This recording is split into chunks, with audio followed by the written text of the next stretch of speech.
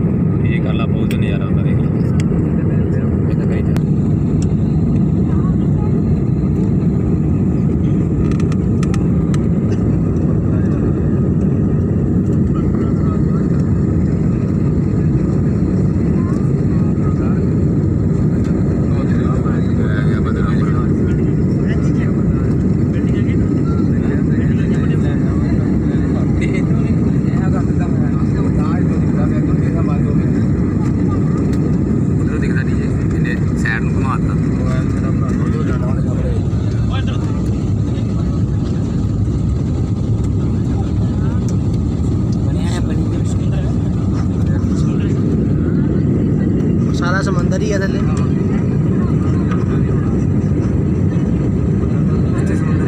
होगी खड़ा होके देख मुड़ा होगी वो शिप। हाँ जाए टेढ़ा है इस टाइम।